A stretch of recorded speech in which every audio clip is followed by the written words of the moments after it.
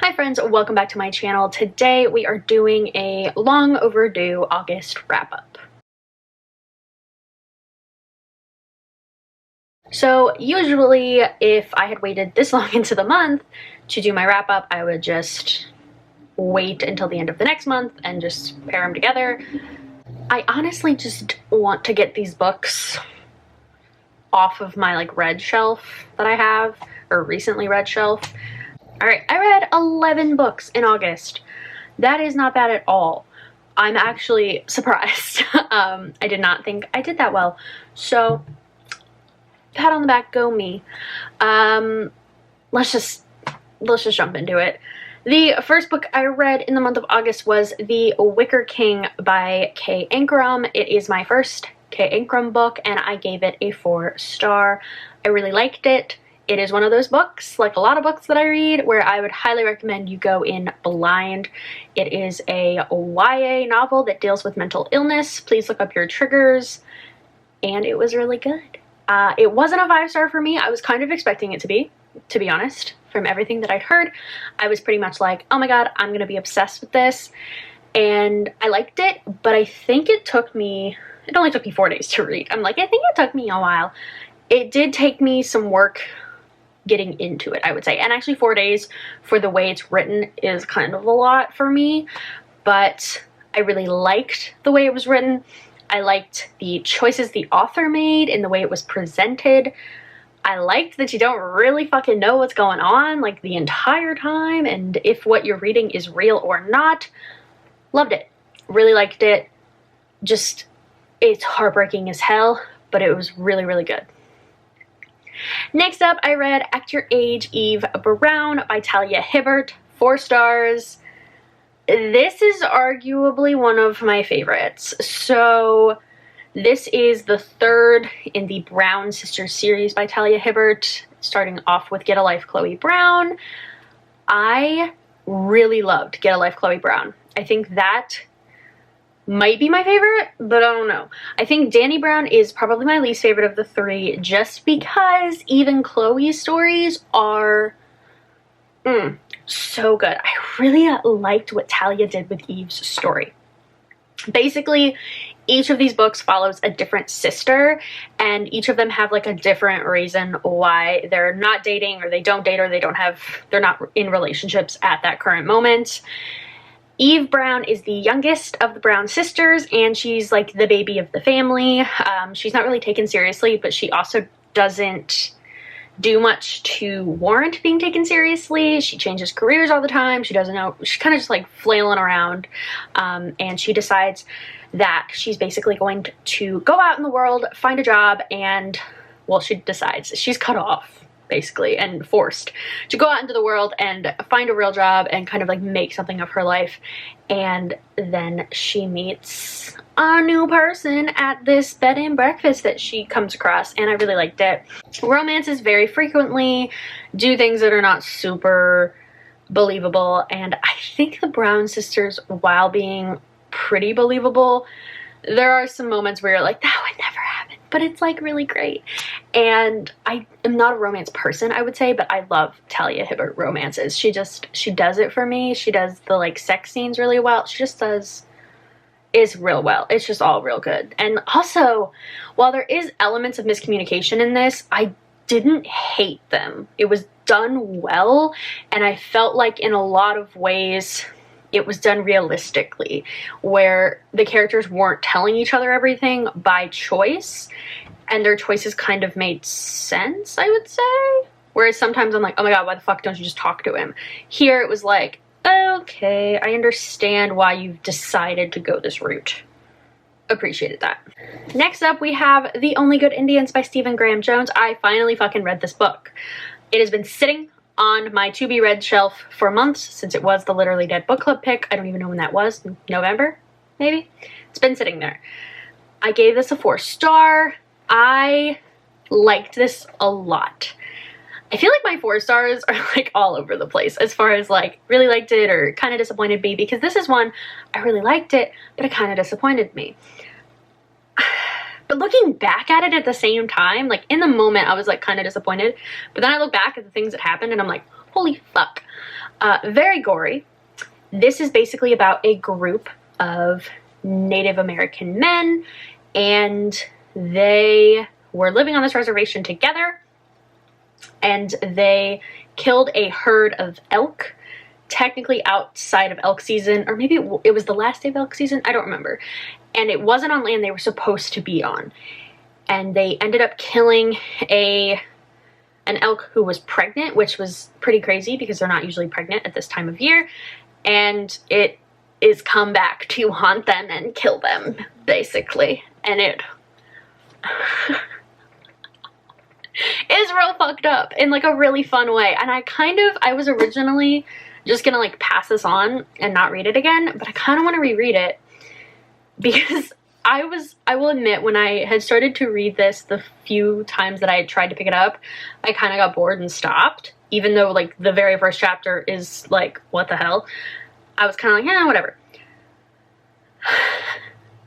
But the way Stephen Graham Jones writes is almost like, I don't want to say like nonchalant, but kind of. Like I would have to reread sections because I'd be like, wait, what did he see? What happened? And it was like, what the fuck is going on in this book? And I loved it. I don't want to give up spoilers, but there is this, they call her elk head woman because she has the body of a woman but the head of an elk. And there is a scene where he describes seeing her. And it stuck with me. I didn't think, like, while this is a horror novel, it's not the kind of horror that usually scares me. Usually I get freaked out with like paranormal or home invasion, stuff like that. Creature horror doesn't really freak me out. There were moments where I was like, that's gonna haunt me. And it did. Like, I would walk around thinking about Elkhead Woman, and it was just like, okay, I gotta put this down. I cannot read this anymore because I'm not gonna sleep. Which was great. It was great. I think what kind of fucked it up for me, there's a part toward the end of this that I kind of felt was not tedious, but kind of like, come on. Where are we going? And that was the only thing. It's split up into parts, and each part follows a different man from this group. And like the first part ending, I was like, oh shit, holy hell. Second part, I was like, oh my god. And then the end of it, I was kind of like, okay. Left a little bit to be desired, I would say. It was pretty much a steady 4-star the whole time. And I think I was kind of hoping that the ending was going to bop it up. And instead, it just kind of settled it at a 4. But really good. I was really going to declutter this, but now thinking about it, I kind of want to keep it. So we'll see what I do there. Next up, I listened to All the Boys I Loved Before by Jenny Han. So when I first listened to this, I gave it a 5-star. I was like, oh my god, I'm obsessed with this. I understand why people love this so much. And then I kind of slept on it and was like, okay, calm down. It's a 4-star. It's a YA contemporary. I think I got really excited because usually YA contemporaries are like solid 3-star, kind of boring for me. It was so cute. I really loved this. It took me forever, obviously. Obviously, everyone else knows how cute this is. And I'm over here like, oh my god, have you read this? Yeah, everyone has read this. Everyone has seen the fucking movies. I have not. I still haven't, and I probably won't, to be honest. I don't know how the movies translate. I truly think this is one of the most realistic YA contemporaries I've ever read. Jenny Han, I loved The Summer I Turned Pretty series in middle school, and I really liked it when I reread it. And I think she just does teenage romance really well and really realistically. Peter Kay is not a dreamboat. He is not the, like, most amazing, like, totally perfect teenage boy, like, love interest. He is kind of an asshole, like 80% of the time. And then the other 20% you're like, aww. And that's a teenage boy. Like, to be honest, like, that's a teenage boy. He doesn't know what the fuck he's doing. He just likes a girl. And he wants to hang out with his friends. And he kind of wants to impress his friends. And things are going to happen. And miscommunication is going to happen because he's a teenage boy and she's a teenage girl. But the way it's done, while frustrating, is not, like, infuriating. I think my problem with a lot of YA contemporary romance is that the teens are infuriating. Like, the miscommunication elements, the fights, I'm just like, oh my god. For some reason, this, the whole way, like the whole way, every conflict they had, I was like, yeah, okay. Like, I could see why they were doing things and why they were saying things and why things were happening. I wasn't surprised. I just feel like this was written realistically. It was not written, like, obviously Jenny Han is an adult woman writing teens, but I feel like she's tapped into them a lot better than other YA adult writers, because most of the time I'm like, what the I'm either like, this boy would not exist at 17 years old, neither would this main character, or I'm like, oh my god, you're so annoying. I loved this. I really did. This is a 4-star. This is the highest I've given a YA contemporary romance in a really long time. Really cute. Really, really cute. I understand, y'all. I understand. Okay. Next up is a book that I found out about through Books and Lala, and she had said, oh my god, this book is so fucking demented and weird and fucked up, and I don't recommend it because it is so weird and demented. And I was like, oh my god, I'm gonna order it because it's $12 on Amazon. This is Things Have Gotten Worse Since We Last Spoke by Eric LaRocca. I spoke about this in a reading vlog, so you can go see my initial thoughts on that. 3 stars. Yes, demented, fucked up, weird as hell. However, white, cis, straight men writing lesbian love stories, even when it's lesbian horror, doesn't sit right with me. I couldn't figure out why this didn't sit right with me, and then I read some Goodreads reviews, and everybody's like, this is trauma porn written by a straight white man, and I was like, oh, It didn't take away my enjoyment completely, because I still enjoyed the book, but I felt very strange about it. And then when I was reading reviews, I was like, oh, duh, this is a male author, you stupid bitch. Like, I read the About Me section about the author, and I was like, ugh, don't love that. So 3 stars. It didn't completely take away from my enjoyment, but like it's sadistic. It really is. And just, I wish a woman had written this. I wish a lesbian woman had written this. Would have made it not comfier, but better, easier to stomach, I think. Next up, I listened to P.S. I Still Love You, because I just couldn't not. I gave this one a 3-star. Not my favorite. It suffered a little bit from like sophomore slump mixed with unrealistic happenings. There were moments where I was like, but I didn't hate it. I think the first one knocked it out of the park on all counts for me as much as it could. And this one fell into some things that I did not love, but it was still really cute and really fun, and I enjoyed reading it, which, big deal. Then I read Fahrenheit 451 by Ray Bradbury. I gave this a 4-star. I think this makes so many points that were like kind of jarring to read in today's society. It's a classic for a reason. Like the fact that the firemen burn books and people who read books, and how society got rid of books long before the government started burning them because we no longer had the attention spans for books. And it's like, yeah, that's what happened. And just, there were so many points, and there were a lot of moments in here where I was like, oh my god, are we on this road? Like, is that the road we're on right now? And wow, 4-star, not perfect, but points were made, and I was listening. Oh my god, easily best book I read this month, maybe best book I read all year. I'm obsessed with this. This is Once There Were Wolves by Charlotte McConaughey.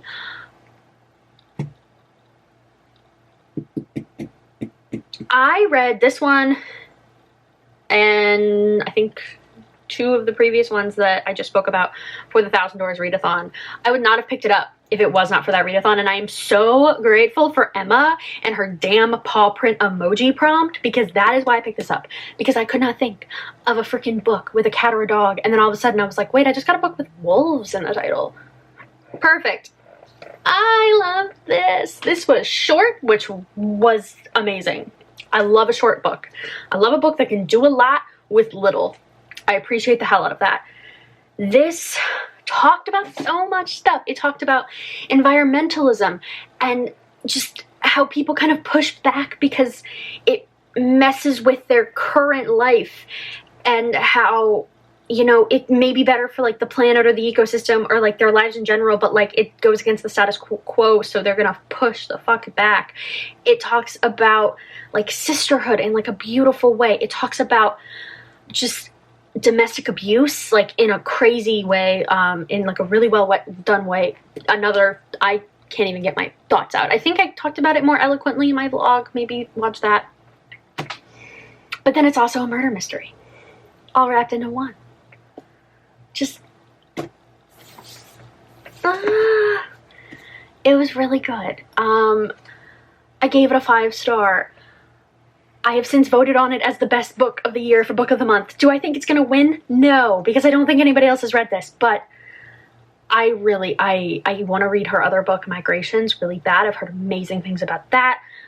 More people need to read this and more people need to talk about this because I loved it. Did I kind of see the whodunit part? Yes. Did I see it coming? Kind of. But I still think it, even me like predicting who did it, did not take away from this book for me. I read it in like 2 days, maybe less than that, maybe a day and a half. I loved this book a lot. I had really strong feelings for this book. If you take anything from this video, read this book, please. And then I read Always and Forever, Laura Jean. 4-star. I thought this was a really, really cute way to end the series. I really liked it. I really liked it. I think it wrapped it up really, really well. The conflict, there were moments where I was kind of pissed off and I was kind of like, 3-star, bitch, 3-star. But it saved it in the end. I love the way Jenny Han writes teenagers. I think it's really well done and realistic. If you have not read this series, if you are like me and you have waited forever to read this series, please let this be your sign to read To All the Boys I Loved Before, because it's worth it. It's so worth it. And also the audiobooks, if you read them quick like I do, take like no time. Then I read The Sun Is Also a Star by Nicola Yoon. 3 stars. I didn't hate it, but it did a lot of what YA contemporaries usually do for me. I think I was like riding a high, and I was kind of like, I can do more YA contemporaries. I think I might like them. I've heard good things about this one. I liked some of the stuff that Nicola Yoon did in this, including like diving into like stranger stories and how like we're all impacting each other. I liked that a lot, but a lot of this, oh honey, the insta love. I liked the ending. I thought it was a really cute, well done ending. However, a lot of this was just meh for me. I understand why people would like this. Even like 16-year-old me probably would have ate this shit up. However, 25-year-old me is like, oh my god, you met him today. Like today. It is about a girl. She's being deported in 24 hours, and about a boy who meets her in New York, and they spend the day together. Everyone else has read this already, but it was okay. And the last book that I read in the month of August is Scarlett by Marissa Meyer. 3-star. Not bad. Didn't hate it. Might have liked The Sun Is Also a Star more because honestly, I don't remember much of this. This is a long book. And it did not, I listened to it on audio, and I will be honest, I was toward the end speeding it up quite a bit because I was just like, all right, let's get to the end. All right, let's get to the end. It was just okay. You know, YA, guys, like I'm just trying to get through it at this point, like what I have. But I'm also like, why am I doing this to myself? Because I'm not like loving it. It's fine. I'm like all over the place. It was a 3-star. It was fine. But, Cinder, I liked Cinder. I took my time reading Cinder. Maybe that was the difference. I was like in a rush to finish this for some reason. So maybe that is the reason I didn't love it. Yeah, you know, normal things where I'm like, teenage decision making. Why are you trusting this person? Obviously shouldn't be trusted. Oh, maybe he can be. Okay, so those are all of the books I've read in August. I've only read 2 books in September. Fuck. I don't know. I had big plans. Every month I have big plans. Every month there's like readathons going on, or I'm doing something, like a new challenge or something. I fuck it up. So, I mean, okay, my month is crazy. Started a new job, started grad school, again, travel, social stuff, lots of stuff going on. But I don't know what's going on with my reading. It's very up and down lately, but thank you so much for watching. Comment down below your favorite book you read in August. Mine is easily, what was it called? Once There Were Wolves? Yeah, Once There Were Wolves. Favorite book, but I can't remember what it's called. Thank you so much for watching. Comment, like, subscribe, all the normal stuff, and I'll see you guys again really soon. Bye.